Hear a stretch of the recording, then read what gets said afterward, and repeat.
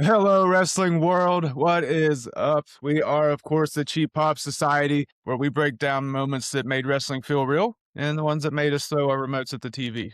Tonight, we're going to talk about one of the most violent creations in WWE history, what is billed often as the most dangerous structure ever built. Of course, we're talking about what's coming up here in just really a few hours from now, and that is the Elimination Chamber. But first, let's check in. How are we, Evie and Grandma? Doot doot. Excited. Excited.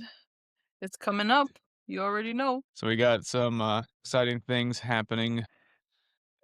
I remember as a kid. Tomorrow, it's gonna Yeah, be it's on tomorrow. I remember as a kid, the very first one, Survivor Series 2002, and we'll get into all this here in just a minute. But the anticipation of something, a new gimmick match, and I feel like a gimmick match that actually, with being new, was able to deliver. Right? Obviously, it delivered because we're sitting here, what 20, almost 25 years later, and it's still a thing.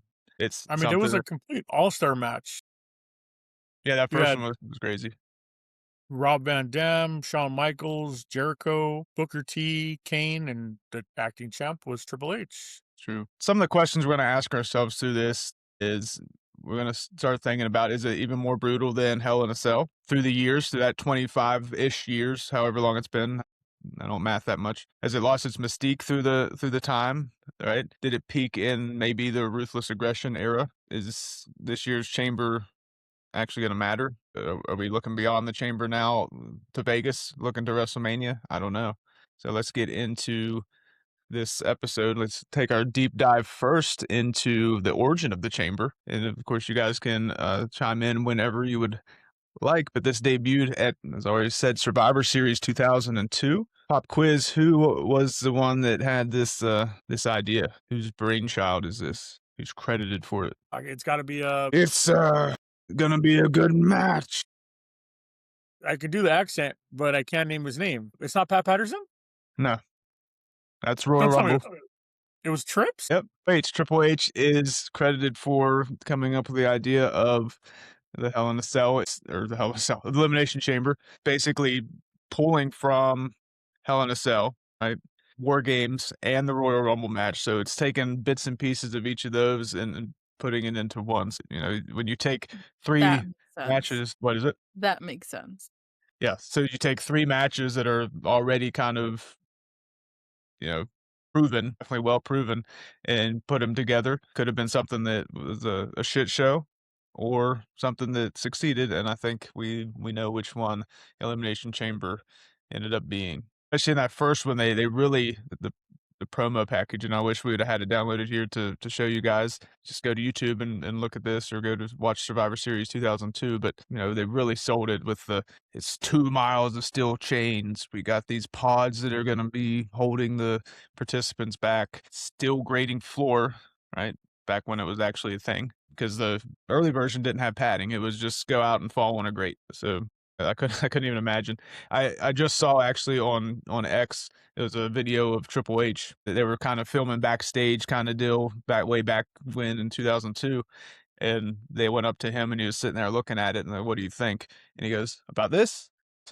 But everybody's sitting there like genuinely taken back by how big the structure was, but also by the fact that there's nowhere on there that's not going to hurt like hell. So it was kind of I cool think to that's my see. that's my biggest takeaway from the structures. I don't like it when my favorite wrestlers are in it because they're gonna get hurt. Like nobody comes away from this match unscathed. Nobody. Not one person doesn't come away hurt, whether they have the chain scratched into their back or some type of twisted knee or broken Right. fingers or broken hand. Like something always happens where an injury and a really bad injury usually comes from this. I just had a brain fart. But I think I'm hold on, hold on, hold on. It's coming. But okay, sorry, taking it back. This earns them a spot in WrestleMania, though, right? Yeah, Yes. that's kind of what it's become now. Is if So you didn't is win it the worth Royal it? Rumble, The best of the best? I guess we'll see. Let's see how it is, because this I will don't kind of think be. so. Win the Rumble.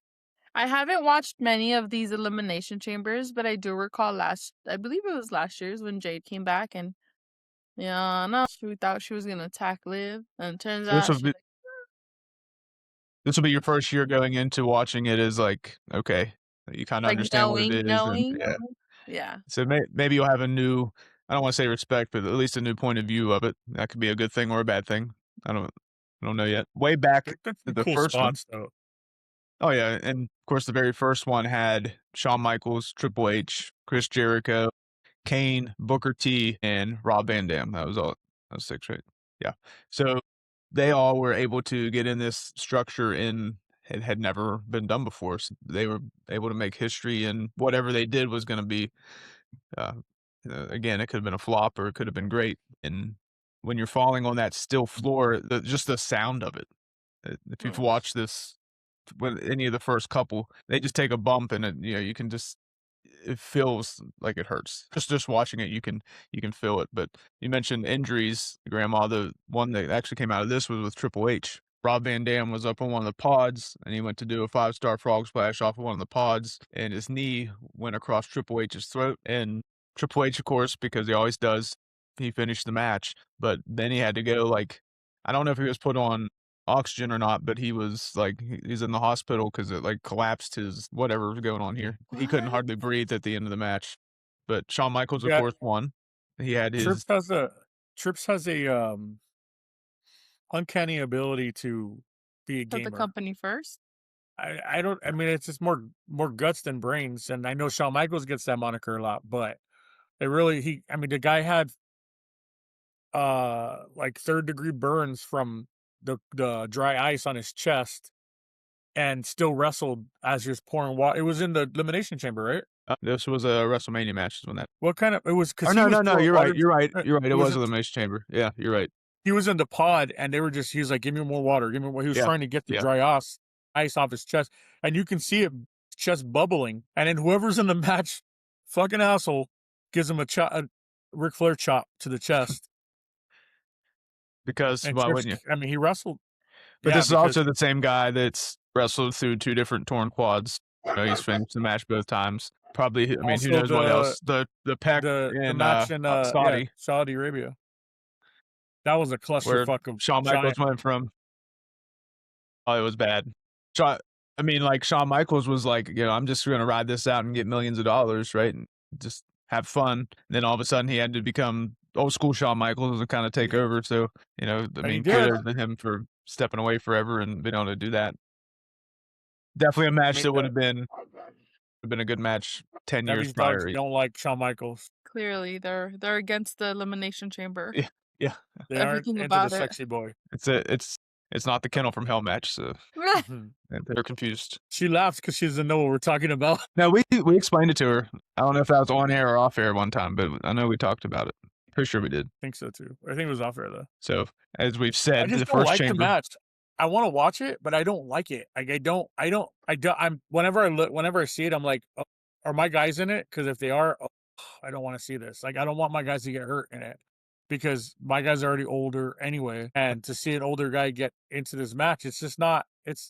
This match is for like the Logan Pauls and the bouncy guy and LA Knight and like No, it's for no. those. If you're a wrestler and you want to get in, you got to get in where you fit in, right? Yeah, but I mean the type of match like this is for the flyers and like and really strong guys. Like No, if you're I the best forget in the who world, you got someone to do it, right? I think well he's a champ so he doesn't have to do it. Thank you. But I forget who it was who punched through the glass. Not Goldberg. the glass. Was it Goldberg? Somebody punched He through it. speared Jericho through it, and I think he also punched through it. He And might then not a be the couple only years one though. ago, CM Punk was trying to fix the lighting because he was in the match because he is the They best in kept the world. falling. Well, that can be But debated. But it- go off, sis. I don't know if Drew's ever won one, but whatever. I don't know if It's he's ever okay. been in I don't one. die for Drew. So of course that first one, it was a lot like you saw 6 guys getting thrown into a car crusher, right? Just Yeah. completely still, bodies broken everywhere. Of course, in my mind, I can just hear Jim Ross because nobody called a match like Jim Ross, right? He can paint a picture out of anything. I mean, it could be the worst match ever. He can make it sound like $1 million, So, but just hearing him kind of hype up the steel grating and you My can't. God, he broke him in half. Right. So I hear that, but that first one was brutal, and the first few. But Wait, what's that picture Grandma got, is that from an Elimination Chamber? Yeah, so that's I don't know what year that is, but That's got Alexa Alexa Bliss Who's up there, that? so within the last 5 years, probably. I'm It sure doesn't that look probably is made there an impact. I can't tell, his picture's a little bit blurry on my screen. Is there, like, a crowd there? Maybe that was Yeah. COVID? Alexa was jumping from the top of it. Okay. So little bit of a debate here, at least for us to put our 2 cents in. Was the 2002 Chamber the most important gimmick match that debuted in the 2000s? Was that the first time? Yeah, first one was 2002, and just since the turn of the century. So I guess first we have to think about what matches have been introduced. So we've had, of course, Elimination Chamber. We've had Money in the Bank introduced. What else has been introduced? I think if it was the No. first chamber, it should be the most important, no? Because that would have made it break it or make or break. And I mean, as you've already said, that's the match that's went on to kind of be that secondary spot for if you're going to be in the main event of WrestleMania, this is how we're going to decide it, possibly. And a lot of times it's for a title, right? So it's not necessarily like the Rumble where it's like, okay, here's your second chance. But we know that it's the last stop before WrestleMania, in between the Rumble and Mania. And so either somebody's going to win the title there and be champion at Mania, or we're going to find a number one contender. So Can we say it's like a mini WrestleMania? Or no? It's pushing it. I wouldn't say mini WrestleMania. I think it's just, if anything, a second Rumble, I guess, because you get kind of that same the Yeah. countdown and everything, but everybody I that's in wouldn't it. even put it on. I wouldn't even put it on the Rumble. No, I think it's a it's equal filler to show. War Games. I think it's a filler show. Well, I I think mean, they had the it- tanks, but this year's War Games didn't have tanks, so I think that was because of the design of the field. They didn't have San any place to Diego. put them. It's San Diego. What do you expect? Whale's vagina. Whatever that means. I think to me, it's the most important gimmick match of the 2000s, introduced in the 2000s. I mean, Money in the Bank was just another ladder match, so it was just an evolution of that. I'm Yeah, struggling. but that also gives you an instant title match. So that has to be up there also. That's fair. And there's not always for the Chamber, it's either been I think it's always been either number one contenders match or a title match, except for that random United States title Elimination Chamber a few years back, which doesn't make sense. But honestly, the way they position the Chamber, I know the winner of the Chamber gets the other WrestleMania main event, and that's all fine and good.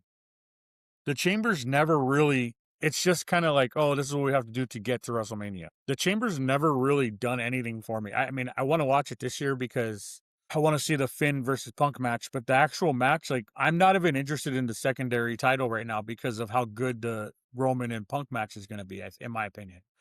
And I'm hearing or I'm reading rumors from Meltzer and these other guys that it's going to be a 4 or 5 way for the title. Like, so there's going to be something sloppy going on at Chamber, and it's not going to end well for anybody. And there's rumors that Lesnar's going to come in and eliminate someone, and then everyone's going to have like a fair claim to they should have won and whatever. And I really hope I don't not. know. Like, How do we I feel hope about? not either. But I was gonna say, how do we feel about like people just coming in and disrupting like every single match lately? it's because Trips doesn't have any ideas. And creative is in a rut right now, and it's the absolute worst time for them to be in a creative rut during the smack dab during WrestleMania season. And that's why we get the three-way matches or the four-way matches or the fucking masked man coming in or this thing in a box. Like they don't have any new ideas. There's nothing. There's so much happening right now that there's loose ends everywhere you look because it's like. And I will say, like, yes, Seth getting hurt and Braun Breaker getting hurt, like, really threw wrenches in their plans. Even with those two guys, their plans were fucked anyway because Braun Breaker shouldn't be main eventing WrestleMania yet. Okay, we can say whatever you want about Seth. I don't like him, but what match? I mean, that was the match: Seth versus Breaker for the Control division. And like, do I need to see that? No, care to see it. They need, in order for them to add ticket sales, they need to add Rock or need to add Bad Bunny or something because this is going to be the worst selling WrestleMania to this point ever. They've still made more money than any other percentage wise. Because the dollars, I mean, WrestleMania 9 had 16,000 people there. Obviously, they've already sold more than 16,000 tickets. Percentage of the available seats versus them creating in WrestleMania 9, creating seats in Vegas, and they created an event basically in the stand. Right. So, percentage wise of ticket sales, it's not going to be close to 100%. And what's crazy is, I mean, they've already sold over 70,000 tickets, and we're still like sitting here like it's crazy. But That's wild. But that's not even a It's sellout not of even- one. Yeah. That's not even a sellout of one night. what's it That even is- hold? I don't even know what it holds. I think it holds 60 some. That's what happens when we're a little stagnant in story, and we're also. I think the biggest thing is, I mean, the lowest price ticket was like $500. I don't know. It's kind of crazy. And you're going back to the same city. And a lot of people will be like, I don't want to go back to the same city. I just went out there last year. I'll wait till next year when it's in New Orleans or whatever. I mean, not next year. It's in Saudi Arabia, but 2,000 72,000. So is capacity. That's they've sold crazy. around 70. But I saw they had that 25% off sale, and still they sold less. Like It the didn't numbers work. were worse after that than what they were before it. I looked Watch into it. them There was no start place. splash. There was nowhere to put the code. Oh, really? That's why I didn't. Yeah, I looked it up. So the code didn't work? It was just clickbait? I mean, it was supposed to be. They messed up. It was supposed to work. TKO doesn't False know how to do advertising. anything that helps out the fans money wise. I guess they just couldn't. Emotional They couldn't do it. damage. I forgot TLC was actually also invented in the 2000s. The table ladders chaired match. There were some I pretty still good think spots that- there too. Yeah, I think overall with the most staying power, I think has been the Elimination Chamber as far as getting that second chance. It's just so gruesome, dude. Like, it's a gruesome event. Like, it's not. There's nothing pretty about it. I feel like it's a lot safer now than what it was. It's a lot less gruesome. Now it doesn't even make a noise when you land, so it's like watching the first couple compared to the last few years is just like I don't care about it anymore really. Just that maybe I'm sadistic. I don't know. But if we look at some of the most iconic moments, and you guys of course can chime in with whatever, I think you got to start with the very first one, because this is when Shawn Michaels was kind of making his comeback. He had only had the SummerSlam match with Triple H where it was a street fight. So we're going all the way back to 2002. That was his like filling out process. It was supposed to be a one-off, and Shawn Michaels comes in, steals the show because that's what he did. He wrestled in the wife beater. Yeah, wife beater and jeans and cowboy boots. So we didn't even get Shawn Michaels that we all thought we were going to get when we got street fight Shawn Michaels. And then when he showed up to this one, he was in the shit brown and teal. Right. It was he was 0 for 2 in his first two matches, attire wise. His attire didn't get done in this, but he walked out with the big gold. So I think he would call that even. Although I don't. It was legit. know Yeah, if he wanted it. it was legit shit brown, and he had like a teal cross on the butt or the crotch. I don't remember, but he didn't have. It wasn't a normal HBK with the hearts and the Right. It leopard was supposed to be. print. He said DIY, I got this, and just scraped up all the material he got. No, that's exactly what happened. They One didn't of get his it done for some seamstress- reason. Yeah, she didn't get it done in time. And by not done, we mean not start. Like it didn't even get started. Like the trunks Wasn't were even done. ordered. That's about it. Yeah. But yeah, Someone that was had his to hit the comeback order again. send. Right. Ruh-roh. So that I think as far as the history of the Elimination Chamber goes, that's probably to me one of the top moments, just because it's marked the comeback after 4 years, and he of course had almost a second career after he came back. One that wasn't necessarily in the chamber, but it happened right after the chamber match. This was the very first ever cash in of the Money in the Bank briefcase. Of course, Cena wins. He's bloody. He wins the Elimination Chamber match, and then out comes Edge, cashing in his Money in the Bank and winning. Because when you can hold the McMahon money in the you can hold the thing right before For a year. Yeah. That's when McMahon stopped him at the top and said, Yeah. "Show me." That was Yes, that was interesting. the very first cash in ever, and of course that set a lot of precedence of how it was gonna go on from there. Elimination Chamber match. Batista had his kind of Zaddy. comeuppance. This was his dominant run, so it was really what started that beginning of the Animal, right? That Yo, he when was so starting good. to- He was such a good wrestler. I prefer him in the movies. I Who? did Batista. Well, I think he's he was definitely a great entertaining actor. to watch. I mean, I didn't dislike him, but I think just like The Rock, I'd rather watch a Rock movie than a Rock match. Yes. I like Blutista. Blutista. I don't know if we're I like- allowed to talk about Blutista. I like the give me what I want. Give me what like so Batista forgot his promo during that promo with Triple H. And so he just kept saying, "Give me what I want. You know what I want. Give me what I want." He said it like 10 or 12 times. He was buffering. Because he had a brain fart, he actually forgot what his lines were. Happens That to was the first best. time he had done it for a while. I guess that was the problem. And his shoes broke in that match. Right before the match, and then they broke during the match. That whole return was something. Questionable. Although the match with and this might, I think this was the same comeback. Was it Blutista and then it ended with his match with Triple H at WrestleMania, or did he come back later? Whenever that match was, that was a great. That was a good send off. I think him and Triple H at WrestleMania. And another moment as far as Elimination Chamber goes was 2019. Kind of felt like Kofi was going to win it. Of course, 2019 was Kofi Mania, right? So that was able to set up for Kofi to go into WrestleMania and become champion, right? So Kofi Mania was launched 2019. And the last one I have, this rounds out 5 of them, 2017. And maybe this was just a personal thing, but I feel like a lot of the wrestling world was relieved that this happened because it felt like we were almost like we were being heard a little bit maybe. But in 2017, Bray Wyatt was able to win the title, right? So it was a massive payoff moment in his career, but also something where, the crowd was, I feel like it was really a smart mark, kind of like, okay, they are going to do something different, right? They're not just going to give it to the same 5 people and rotate through. So we were able to see something that maybe we didn't think we were going to see, because you can look back through history and there's a lot of times where it almost felt like it was in spite of the crowd enjoying a certain wrestler that they didn't get the success that we wanted them to. Do you guys have any moments that you guys can remember from any chambers?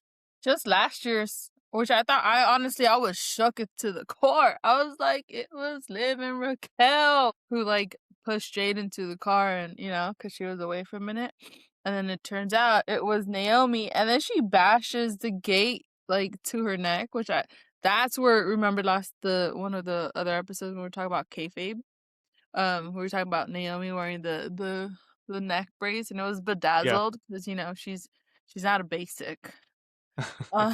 So I was shook. I was like, what the fuck? Because that was something rough to see. Granted, it wasn't gory or Right. bloody or, but she sold the heck out of that. So that's the only one I remember because, again, I'm new, so fairly new. I would say Undertaker throwing MVP off the top of the pod in 2008.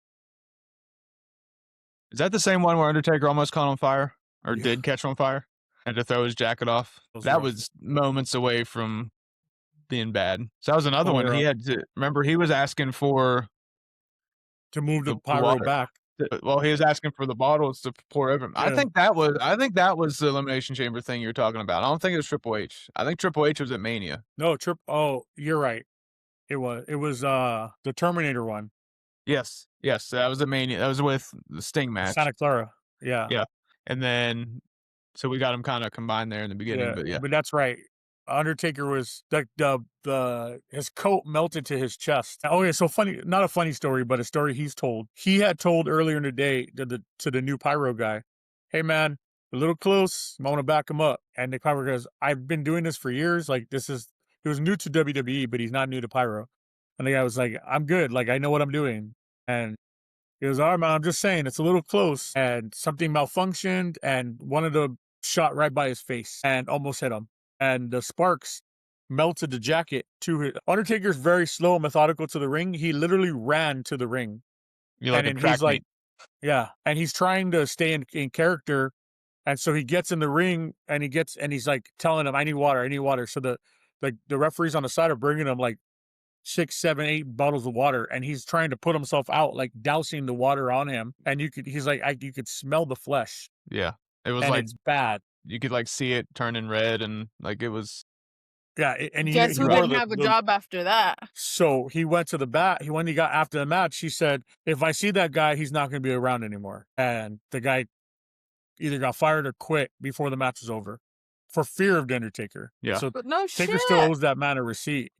No shit. And then Randy Orton's RKO 24 to Logan Paul was pretty cool. I'd have to go back and watch that one. I think don't think Logan I've was doing a watched it. backflip and Randy caught him. Yeah. I think I vaguely remember that. That was remember one of seeing, the like, few times when I was hating on Logan, like he shouldn't be in the ring with them. Yeah. But then, you know, And then he pulled out, and I was like, damn, like I can't be mad at the kid. He's athletic and clearly he's selling. I don't like the guy, but I mean, you gotta respect his dedication to the sport. Yeah. and then yes, I agree. Mark Henry's premature I in believe- oh, no, 2015 that was- when the plexiglass Mark. broke. Yeah. He just went with it. He said Mark, and So- I'm out here. I believe in Joe Hendry. Someone So said we Mark can- Henry. Of course, and there's plenty of I mean, probably anybody listening to this probably all has Pops up right their here. moments that they could recall about Elimination Chamber because we have had it since 2002, so that's, it's a while. Let's talk about some of the changes over the years and how the Elimination Chamber has become soft. I think you'd say SAWFT. Soft. So, we've kind of spent some time talking about the way the original structure was, but now that metal solid steel grating has become padded flooring, and they've updated some other stuff that doesn't necessarily make it soft, in my opinion. LED boards, I think that's kind of cool, right? So they're going around and you can see who's picked a little bit better. The original just had the lights, like the spotlights. So the LED boards, and those are kind of more with the times, but of course we don't have blood really, right? For the last however many years, WWE hasn't Many really matches. been that. So when you see like a steel cage match or a Hell in a Cell match or even a chamber match, we became accustomed to believing that was going to be when there was blood, right? It makes sense. You got this weapon that people can use that's literally the structure that you're in for years and years and years since like the 70s or whenever the first cage match was. That kind of stuff meant there was going to be blood. So we just grew accustomed to that, and so now, right? So a little bit less. Anytime you see blood, of course, that brings that next level of realism to it. So that kind of brings it down a little bit. I mean, it can be a good thing and a bad thing. Again, the less we see it, the more it means when we do see it, right?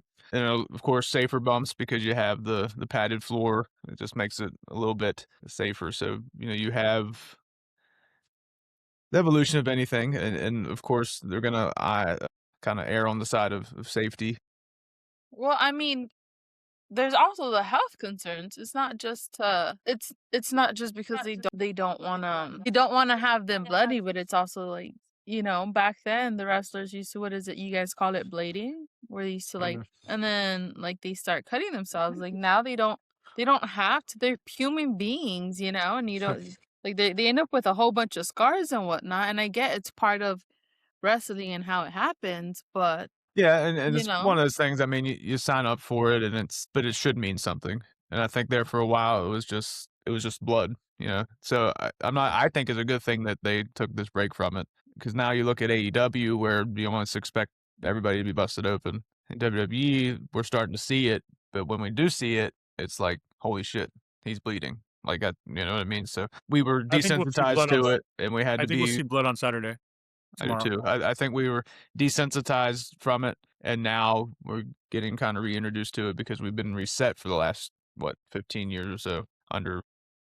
I also I think have a this is question, Brock's. since you kind of brought up AEW. Do you think, I get AEW is kind of like, I don't know, I guess number 2 to WWE, but do you think it's also because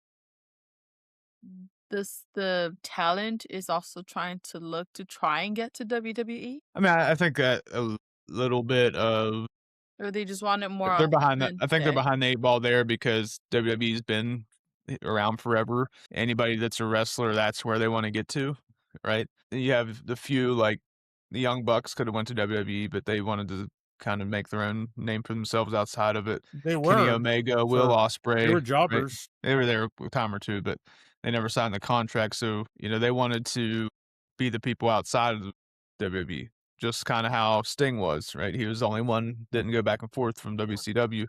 So you'll have, there's always an exception, but for most people, if WWE called them up, they'd go there, right? Now, a lot of them get caught. They had the choice of WWE or AEW. Some of them are going to go AEW first so that they can be ready to go to WWE. Yeah, because you don't want to botch your one time, your one Right, shot and to go Unless you're big. Jade.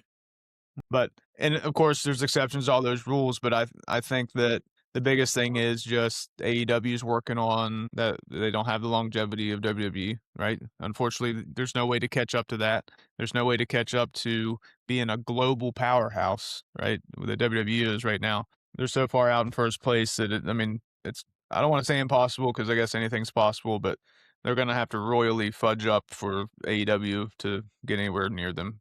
Also, AEW is gonna have to figure out how to get some more viewers, right? Because without viewers, it doesn't matter how much money you have to put into uh, your contracts, into your company. If you don't have any viewers, it doesn't really Pointless. matter. Although from all the reports, it seems to be going better, but that's a different topic for a different day. But there's only 2 or 3 guys from AEW that I'd want to see in the, like, there's not, they don't have all the guys that came over already that I've wanted to see come over.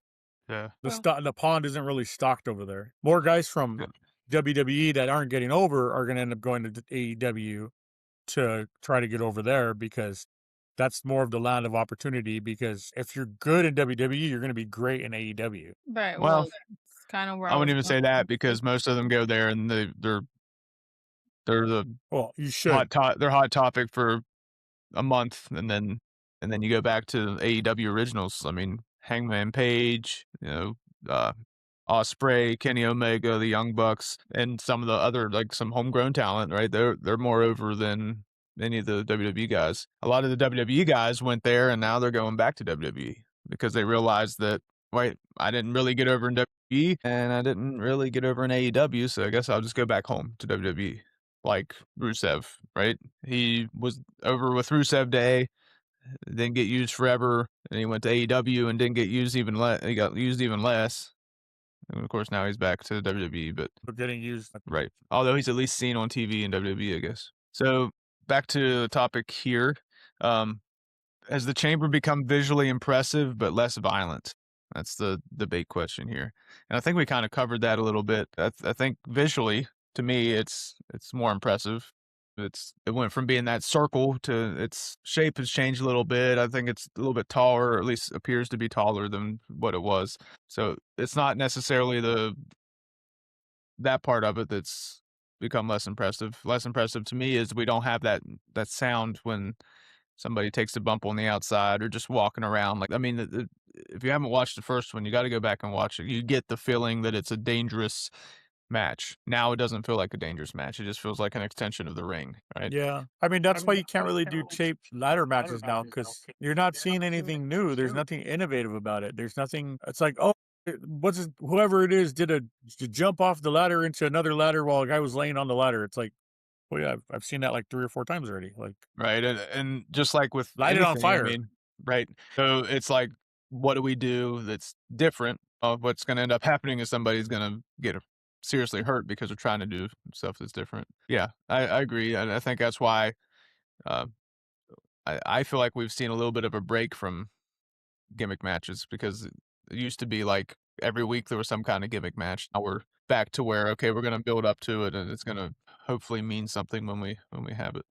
So we're looking at the different eras, I guess, not to be Triple H here and talk about a million eras, but if we're looking at different eras that the Chamber's been through, we've had the Ruthless Aggression era, which was really when it was introduced. We've had the PG era, where it started to be toned down. And then we have, of course, the modern storytelling focus kind of era with the Chamber match itself. And of course, with Triple H as the creative head, he tries to lean into more long-term booking instead of chaos, even though we have seen it turn into basically chaos here recently with the whole team kind of. And I guess it's like what you said there with like Seth Rollins and Braun Breaker and people that their long-term plan, now they're trying to go to the backup plan, which maybe they didn't like the backup plan. So now let's go to a different plan. So it's very Actually, it what doesn't what you even look used to like they hear. had a backup plan. Like it's And I planning and think that's it. Because I think that was maybe part of the issue. I don't know. Obviously, I wasn't there to speak on that, but it does I appear that can't way. wait to see this current version of Unreal Yeah, because it's gonna that's be really going to tell. That's the story. See, now they got you hooked. That's what you get behind the scenes. See, you guys weren't for Unreal. You guys were like, we kind of messed up. No, well, now you're gonna find out. You're gonna find out what happened. What happened was. See what it's really like. See? So I think out of all the eras, my favorite's the Ruthless Aggression as far as the eras that the Elimination Chamber's been through. I just think that was the rough, the gritty, like I said earlier, it made you feel there was a danger there, an innate danger that these 6 men were walking in and gonna go through hell because they wanted their spot at Mania, or they wanted that title, or they wanted to earn their stripes, whatever that stripe was gonna be that night. Was it brutal? Yes. Chances for actually people getting hurt? Yes. Did it happen? Of course it did, but that's kind of part of the game, right? And to me, that's when it felt the most like that. Because you always want in a match there has to be a stake, right, for it to mean anything. When you're in a gimmick match, it's the match itself. What stake is in this match, right? A lot of times the stake is what we're building to in a storyline, right? And the match could be part of it. Just maybe it's just kind of a side effect of whatever the story is. But when you have a match like the Rumble or War Games or Elimination Chamber, the stake and the sizzle has to be built into the match, because it's not necessarily a storyline that builds you up to that.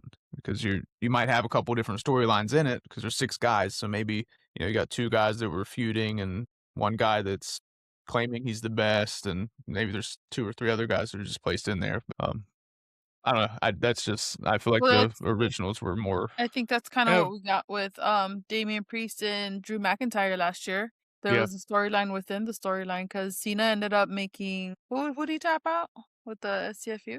He made Punk tap out, but But you knew that. the storyline was Damian Priest Seth. was always costing Drew McIntyre his shot. Well, counter to that, Seth was doing the same thing parallel to Punk, because Rollins curb stomped Punk right in front, like right at the Right. rope, and same thing to your point with Damian Priest being a thorn and Drew's side. Yeah, that makes sense. I was gonna ask you though, like I know you watched for a while and then you came back. What if you hadn't came back? What would be your memory of wrestling from when you started watching? Like, what's your biggest memory from the early version you watched? Because that's kind of what we're talking about now, is that time frame. You ready? So you ready for it? Do you smell the rock is Wow. cooking? I was Or- not expecting that. Or Rikishi and his nice cheeks. Wiggle, wiggle, wiggle, wiggle. Yeah. And then you also had China. China's always been my girl. I'm gonna be her when I grow up. Clearly it didn't happen. But I was like, It can that's still happen. her. I wanna be her. And then You can still be her when you grow up. one day I'll get there. She was big and bad. And then the Undertaker, of course, just him coming up, and then his eyes are just like, yeah. That's those are my memories. So two Oh, things they're I all just good. learned about your memories this week. I've been a fan for a long time. I just learned about one, the people's elbow was a rib. The pulling of the elbow pad off and throwing it and doing the whole back and forth. It was a rib. He was trying to pop the boys in the back, and he didn't have a finishing move, or his finishing move was a rock bottom. And they told him, "I bet you won't do this." And so he went out and did it, and it went crazy. And he started doing it on TV. And he just started doing it on TV. And then the Undertaker, they asked him, I think the Miz asked him, when did you start like doing the whole eye roll thing? And he's like, one day I was on the way to the ring, and they said they wanted me to be more ominous and more scary. And they were like, can you roll your eyes or anything? And so he had rolled his eyes, I think, out the wrong way. And then Paul Bear told him, like, do it this way. And so he realized, like, he can keep him back there for like an extended period of time. And that's when he just started to do it, like after he pinned somebody. Yeah, that was phenomenal. I liked it. Yeah. Or when they used to Nice like touch. I don't know what the move is called. I think it's the one you guys want to get banned or something. When they put the head in between the knees and then they got the arms and then just like The pile driver. land on the Pile knees. driver. That was the tombstone pile driver. The one that Exactly. broke, that was his, and that was safe. Even though Hulk Hogan thought he got his neck broken on that one. But I think you got me, brother. The one Owen Hart did was a butt plant. So he had the head between the legs, and then he dropped down. He did that to Stone Cold and broke his neck. That's not the way you're supposed to do it ever. Yeah, I don't know why. And actually, Stone Cold did that to somebody couple Yeah. years prior to that happening to him. So, but I don't know But he why had his head anybody on ever the thought that jump, would. not below his legs. Yeah, I don't know why anybody thought that was ever a good way to land. It just, I don't know. I did see Shawn The Michaels a few times, like, on TV when I was younger, and I thought, like, oh, obviously I didn't grasp the entire wrestling thing, and I was like, sexy boy, like, he's not even, like, ew, you know? But then, years later, I'm here now, I just you get it. respect, you know? I think I'm cute. I know. He's one of the Yeah. last ones to sing his own theme music. Yeah, so there's that. Did you ever see Sexy Kurt? I just saw that Kurt Angle did that So sometime, Kurt I guess, Angle this had a past week. yeah, he did. Kurt Angle had a program with Shawn Michaels, and he brought out Shawn Michaels' old manager, Sherry, who did the Shawn, but she did Kurt. He goes, I'm just a sexy Kurt. I'll make your ankle hurt. I He's mean, pretty of awesome. course, I remember, like, Eddie Guerrero and Chavo, and then you got the ladies in the Diva. But I mean, what my core initial wrestling memory is, The it's Rock. them. Do you remember a specific match or anything that you like, a structure you may have saw that was like, oh shit? Maybe the There Hell in was a a Cell. bat I don't with even know. nails. That's all I remember. So I know It that's must have very been a Foley vague. match. Do you remember? Do you remember Undertaker throwing Mick Foley off the top of the cage? No, That's a I match did we need like to the show you. casket matches. I remember that. Where you just like, get over there, dig his grave, you know.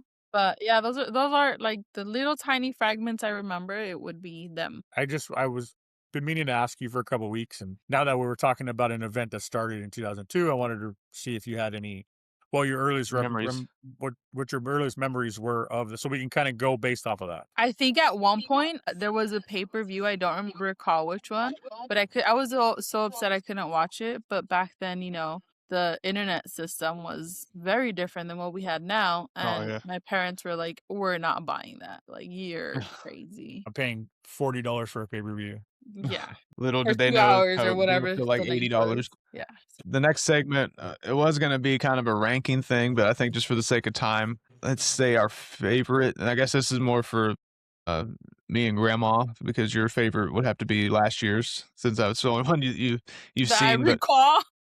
right, our favorite Elimination Chamber match. I think I'm gonna have to go with the OG match, 2002. Just it was the original. What kind of set the tone, and I think for a lot of intents and purposes, it was the best one in a lot of different ways. Just kind of the I, story building into it. The story going into it was what really kind of created the match. Right, so you had everybody that was all involved in a storyline of some way. So that, and just the way everything sold, the way the announcers sold every landing, the way the crowd kind of ooh and awed to everything, because it was new. So it just kind of helped with the whole atmosphere to me. Trips having a crush trachea. I would say mine is between 2003 and 2009. 2003 was the Goldberg spear of Jericho. Just for the visual and seeing him put him Yeah. through the plexiglass it's hard to take. It's hard. I mean, I know it's Goldberg, so I'm not whatever. The finish to the 2009 with Edge and Mysterio when they eliminate John Cena and we got a new champion. Like, that was pretty cool. But it'd be one of those two. I agree. So, and if you're listening, of course, drop your top chamber match in the comments and tell us why. Again, we like to hear from you and any chance we get. So that would be And a good. soon we'll be going interactive with our live shows. Correct. People can We are. ask questions and comment as we go. I actually almost made this a live because I had that switched on. It might actually be live on Riverside. I don't know, because it has a little thing going up there. So we might be live somewhere. Not on YouTube. We're not on YouTube right now. That's the only thing I have hooked to this, but there's actually a live component on Riverside as well that people can use that link. But anyway, the next thing, does the Elimination Chamber even still matter? Like, is it something that's kind of lived its life? Is it something that it's just there now because it's what we do in February, or it's what we do between Rumble and Mania? And I know that of course, we've said already, it's a lot of times it determines number one contender. Sometimes it determines who the champion is. I think it's a milestone. I think it matters because it's keeping the crowd looking forward to something. because between Rumble and Mania, that's like 3-month gap. So I think it Yeah, just that's why they call it it breaks WrestleMania season. it like breaks it, you know, it gives us Yeah. that break of just constant, just Monday, Friday, Monday, Friday, Monday, Friday to like, oh, Would you it's say that gonna get good. would you say that it's just a road to WrestleMania filler PLE? It's a what? I'm sorry? A filler PLE? Just Yeah. we have to have something here, and we'll throw in this match type to help sell the pay-per-view or the I'm old school. I'm gonna say pay-per-view, the PLE. In my opinion, I'm sorry, Ev, go ahead. No, go ahead. Just I think so. I think, in my opinion, because you have the stipulation of the title match at WrestleMania, like I Mhm. think, and for both men and women, that alone carries the weight. This year, we just happen to be getting 2 extra matches. I think it's a 4-match card, and the 2 Well, it's usually matches a are whole. very. It's usually. Yeah, no, like, but the matches actually matter. I think this year. Oh, I see what you because- mean. It's other matches that you want to see. Yeah, like Punk Yeah. and Finn. Like I legit don't know what's gonna happen. I mean, I would think that it's Punk's gonna win, but What if Finn wins though? That'd be in the crazy. back of my head, I think that might happen, and I would hate to see them it would ruin. bother me. Yeah, I'd be bothered because that's the match. As much as I want to see Finn in that picture, I don't want them to mess with Roman and Punk. Like that. I need That that. now, I need that. right? That now I has need to that be like I the need main event. oxygen. Yeah, that I has to need be that the like I main need event. oxygen. I think it'll be They've already went too far down that path. it'll be a closure to the CM Punk Roman thing. Because I feel like they've always think? teased it for a while, but then I think like this WrestleMania, if it happens, it'll be like, all right, good It game. has been boiling like magnets kind of pushing against each other. Yeah. And now the there's magnets always are a flipped, reason why and they have to join forces one way or another. So I feel like Well, if the it Paul Heyman thing. happens, I mean, Finn can easily win Money in the Bank and then just take the title, which is fine. But like, I think that Roman and CM Punk thing needs to happen to finally close it out. Because if we Yeah. don't get that, it's always going to be a cliffhanger. My opinion is I think Finn's going to be in total control of the match. And I think he's going to 1, 2, 2.5, Punk kicks out, or 2.5, 2 3/8, or 7/8. And then Dom Mysterio comes in jealous and rips him off and costs Finn the match, which then gets us, shit, would Finn be was going to good. beat Punk in Yeah. Chicago? Fuck. But now Finn's got to go after Dom for costing him that. And then we get Roman and Punk, and then we also get Dom versus And Finn Demon Finn. Demon Finn for the Intercontinental. for the title, and then maybe even the AAA title. And now that match means even more. That it won't main event, but it should. It could be like an undisputed leader of the That would be Of good. the Judgment Day, if that's even Luther still a leaves thing. Judgment Day. Yeah. See, So I mean, I think that That's it how I definitely. think that's gonna finish. That would be That's how I good. That think would be a good story for creative to get on. Like Yeah. Finn just absolutely beat the shit out of Punk for 25 minutes. And it's like, and then we're all like, oh fuck, how's Punk gonna beat Roman if Finn almost beat the shit out of Roman? Yeah. And then now you have underdog Phil, and then Seth cost Roman the title, and Punk still standing champion day 2. I think that's perfect. I don't know if I would make it Dom go in and do it on purpose, or if Dom goes in and accidentally costs him the match. You know, And Dom then doesn't do things. You know, then Dom you let- doesn't do things accidentally. He does a lot accidentally. He accidentally got over. But I think I love him to death. I'm just kidding. Yeah, he accidentally got over. That's 100% true. But it was It's the Nuggies. you can tell there's a strife between them two, because Finn doesn't go out to the ring for Dom's matches, and Dom rarely goes out for Finn's matches. We'll start seeing a little bit of strife and like Easter eggs set up, and then they'll go back to it after the fact, and it's like, oh shit, like there's gonna be things that happen that we weren't even looking at, or we didn't even think about. We've also been teased with the split of Judgment Day, but also if Judgment Day falls apart, is that it for Judgment Day? Does No, I someone hope else so. take over? Does it get I recreated with think- some other people? It hasn't really I even think- been a thing forever I think now. Like it's just kind of Like it's just a that's faction. that's their label. Like it hasn't even, to me, it hasn't meant anything for a while. It's like NWO Wolfpack. Yeah. NWO Black and Silver. Yeah. I think what'll happen is you're going to see a strife between Dom and Finn, and then you're going to see Liv go with Dom, and then Raquel and the Prodigy go with Finn, and then JD is going to caught in the middle, and then he's going to end up turning on one of them, and then that's going to be the program probably going into SummerSlam. Oh, that'll be good. I should be on creative. Hey, with what you've laid out there, I'm all the way down, and that's exactly what I hope happens. So, let's a cheap pop society in and let us into the the booking room. We can become the cheap I'll booking move to society. Stanford. The cheap booking society. I mean, you can even pay me like Totally. half of what they get paid. It'll be fine. I'm sure. Let's move on to, I guess, the last part of today's episode, and that's going to be some hot takes. So we're going to rapid fire our responses to these. This is hot takes that I've found dealing with the Elimination Chamber. The first one is the Elimination Chamber is better than or greater than Hell in a Cell. No. I'll go ahead with my opinion. Which match? Which match? You can't just say. Just I in don't think general. it's feasible to say Elimination Chamber versus Hell in a Cell. It's got to be, the setup has to be like, are we talking Undertaker Foley? Are we talking Shawn Michaels versus Undertaker? Are we talking? I mean, it just kind of depends on which match. I think the way I just kind of interpreted it, or the way that it popped into my brain there, is I prefer Hell in a Cell because there's a story behind it, right? So I'm invested in the two people or the three people or whoever's going into the Hell in a Cell a little bit more than I am that the winner of this match gets a title shot. But I just think it you know, matters there could because, be years where, and it really like, depends on the combination of people too. like Cody versus Seth, with Cody having the torn pec, the visuals on that match was dope. Or seeing I get the chills red thinking about that. cage, whenever the Fiend was in it, like that hurt my eyes, but I understood the vision behind it. It just kind of depends, because it's like, oh, what do you like more, Royal Rumble or Money in the Bank? Well, Right, I mean, it kind of depends on what's happening. right. But if we're just talking structure for structure, I don't like watching the Chamber, so I'm gonna go with the Hell in a Cell. Next rapid fire. The Chamber Did you should say only Heavy? happen. I think she did. She said something. Did She you give your said answer? Yeah, I said Hell in the Cell. I didn't Yeah. explain why, because I don't know. I feel like Hell in the Cell is very straightforward, and you make it or sink or swim, swim, swim, Sweem. sink or swim. Sweem up. Chamber should only happen once every 2 years. I kind of like that. I think that we get into this role of this has to happen because it's that time of year. You know, make things a little bit interesting every other year. You know, Don't think and so. I like consistency. maybe not I at the like same time. consistency. Like make it for a title. Maybe I don't know.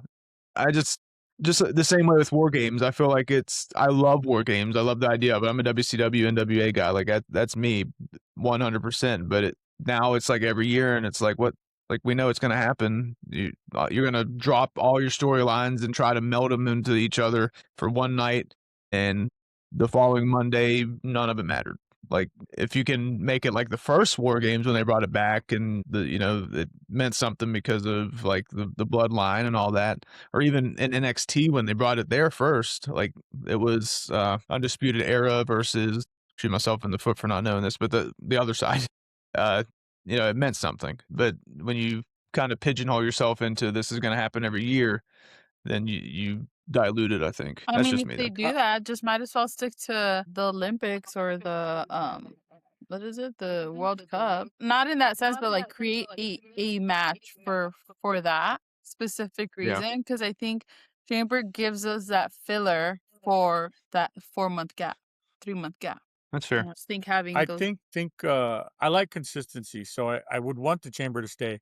War games, though, I think every other year, every 2 years, whatever is necessary, I think you should use war games. Have it in your back pocket. I think Yeah. they should go back to Survivor Series, create the 4-man matches, because that creating those matches, it gives you 3 or 4 weeks of stories going into it. And then you also have backstories, and like if you need a run in, oh, remember I tagged with you at Survivor Series, like we had each other's back, and so that gives me the why Yeah. LA Knight's showing up for CM Punk. It's because they created something, I love the 4-man matches, like what it used to be, and the nicknames that they came up with. Because that should be more of a feud thing, I don't think it should be the name of a pay-per-view. I agree with you, like war games. Elimination Chamber can be because it's set up as a kind of an in-between. I get that. When you say Survivor Series war games coming, then you just know, again, I don't know. But it just gets you excited because it's getting to WrestleMania, you know? Yeah. Women's chamber matches have been better storytelling. I honestly do not have a opinion on this one because I don't remember the last few. I know I've seen a few women's chamber matches and they were awesome. That's about all I can speak to. I don't know. What do you guys think? That's a tough one for me because I don't have that in my head. The women's chamber matches have been better storytelling. Well, I mean, because of last year, I think a lot of times the women's storylines are on par at least, but or better than what we see with the men a lot of times because it feels like I don't know. I feel like a lot of the women are really good at having us Being buy into dramatic. it. Yeah, the buying into the hatred of each other. And maybe I don't know. I only have one to reference back to, and of course it's last year's. I think both were Right. great. It was a little more extra because of the how, Jade was hurt, so the storytelling Yeah. at that point was good. And then she came back, she found out who did it and whatnot. But I think both were very, very entertaining. And I think it comes down to also there's been less women's matches, so we haven't seen them do as much in the chamber, right? So anytime now that as they're escalating through what they're doing, it's our first time seeing them do that, and I think that's if anything, maybe that's a little bit of what we're seeing. That's super memorable to me. I mean, other than that, I don't. Other than last year, I don't remember the last one that I Right. enjoyed. And that's I couldn't tell you the chamber I even watched. I know I like 2002. I've watched most of them, but anyway. They're not memorable, they're not special enough. I don't know. So anyway, put or hate it, Elimination Chamber, of course, has created a bunch of different moments that I'm sure a lot of people listening and even us, if we sit here and think about, we have kind of locked away in our mind. It's launched careers, it's ended careers. Brutal, it's chaotic, and when done right, just like with anything else, it just feels real. So that's what we love about professional wrestling is when we can feel it and feel like it's real, even if we suspend our belief for just a little bit. We just even if it's one hit, like, "Oh my god, that was real." Like I I mean, the told you, there's chops were real. a promoter I worked for, he did say, "We're just grown men fake fighting in our underwear," but his other thing was, make sure that at least at one point in this match, the people in the crowd can say, "Damn, that was real." So, again, that's part of it, that it feels. Yeah, Other than no, for that, sure. all I have to say is make sure you like, subscribe. We're on YouTube, Spotify, Apple Music, almost said Apple TV, Amazon Music now, but what else you guys have? Get ready for tomorrow. Tomorrow's gonna be a Be a big hell of a one. show. And also, It's February I'm time. gonna let everybody in on a little bit of a secret that we've already discussed and decided on. I'm excited for the next month worth of episodes. We're gonna be talking about factions. So, Ooh. a big piece of wrestling history, something that we'll dive into starting next week. And I'm really, really excited about that. So, again, make sure you drop a follow, like our episodes, You and didn't know? Get ready to start engaging because we'll be live soon. right, it's gonna be good times. And again, this has been the Cheap Pop Society, and we will see you next time. See ya.